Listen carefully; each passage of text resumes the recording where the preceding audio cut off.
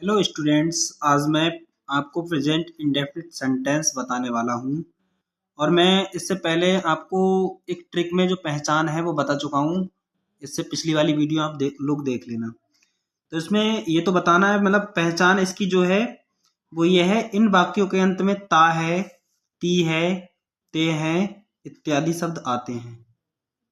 ठीक है, इनकी जो प्रेजेंट इंडेफिनिट सेंटेंस की पहचान है कि इन वाक्यों के अंत में ता है, ती है, ते हैं इत्यादि शब्द आते हैं। और आप अगर पिछली वाली वीडियो देखेंगे तो आपको पहचान रटने की जरूरत ही नहीं पड़ेगी, उसी में से आप सब कुछ सीख जाएंगे बड़ी आसानी से।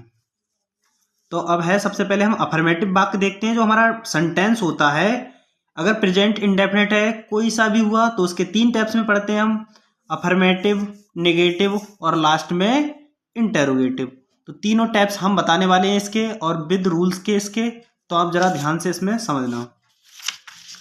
जैसे इसके प्रेजेंट इंडेफिनिट की पहचान बता दी, अब इसके हैं बनाने के नियम।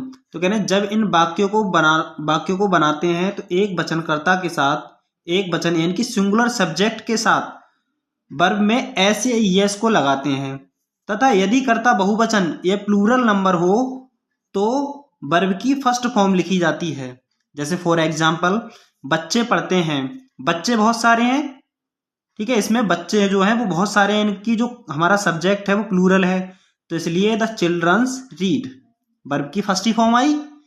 ठीक है, तो इसमें इसकी वर्ब में एस ई एस नहीं लगाएंगे। और यदि इसका दूसरा एग्जाम्पल है, अगर वर्ब जो है हमारी, जो हमारा सब्जेक्ट है वो अगर एक वचन है यानी कि सिंगुलर है, तो उसको हम बनाएंगे ऐसे, मतलब उसकी वर्ब में एस ई एस लगाएंगे। जैसे वह पढ़ती है तो सी रीड्स। ठीक है, इसकी वर्ब में हमने एस ई एस लगाया क्योंकि जो वर्ब है हमारा, जो सब्जेक्ट है वो हमारा सिंगुलर है, इस वजह से हमने इसकी वर्ब में एस ई एस लगाई। अब देखो, इसमें आते हैं नेगेटिव सेंटेंस में।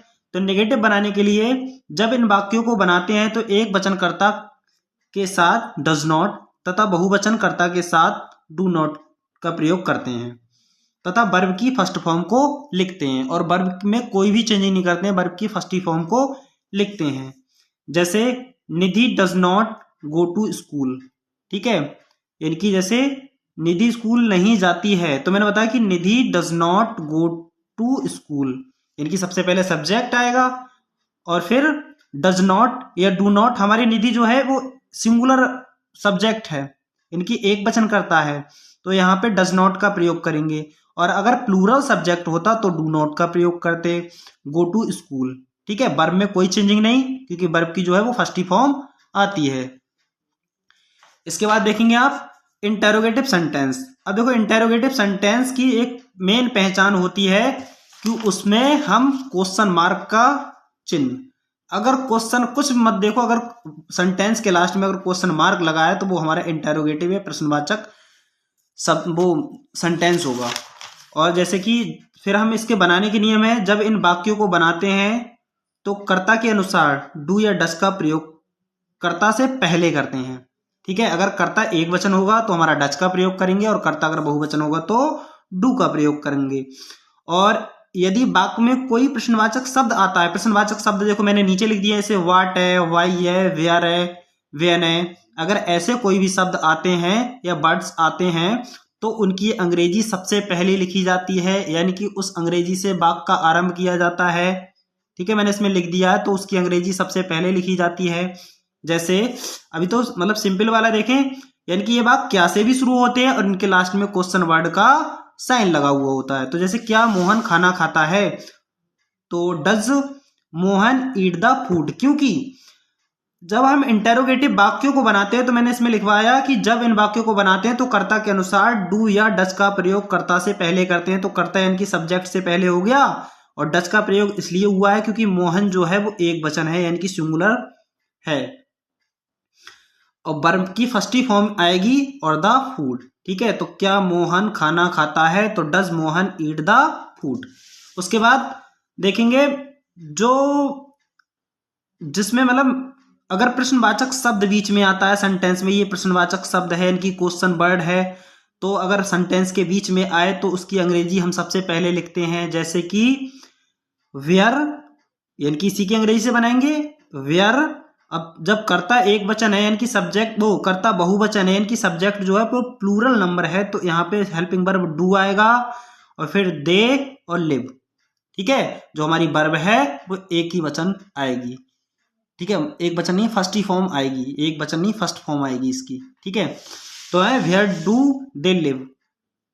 ठीक है, तो इस टाइप से ये जो क्वेश्चन वर्ड आता है अगर सेंटेंस के बीच में, तो उसकी अंग्रेजी हम सबसे पहले लगाते हैं। और दूसरी चीज, एक चीज और बता रहा हूं, हम सेंटेंस में कैसे देखेंगे कि हमें किसको किस टाइप से कहाँ रखना चाहिए कहाँ नहीं रखना चाहिए। बच्चे इसमें भी बहुत दिक्कत करते हैं कि सेंटेंस को कैसे मैनेज करें। तो सेंटेंस को जैसे मैनेज करने के लिए ऐसे है, मोहन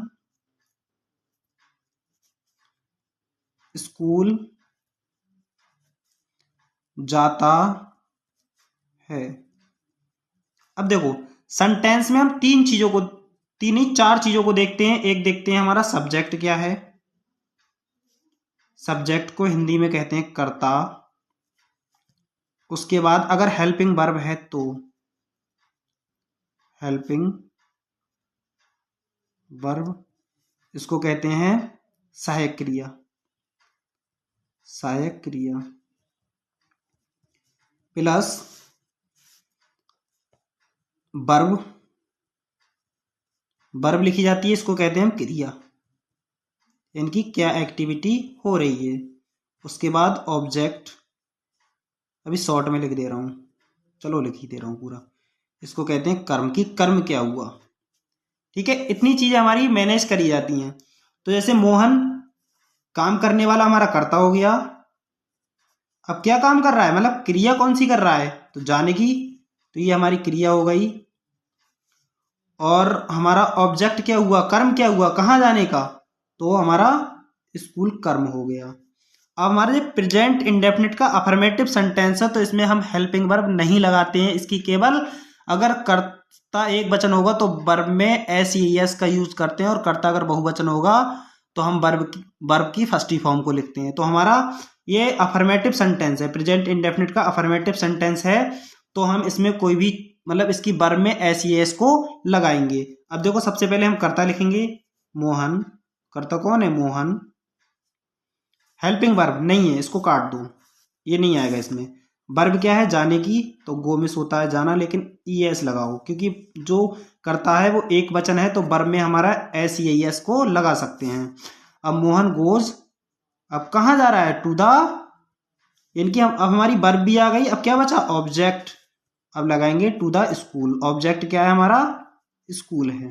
तो इस टाइप से हम सेंटेंसों को क्रम में रखते हैं। आई होप आपको अच्छे से समझ में आया होगा, और आप मेरी वीडियो को ज़्यादा से ज़्यादा सपोर्ट करें, सब्सक्राइब करें और वॉच टाइम को ज़्यादा से ज़्यादा बढ़ाएं।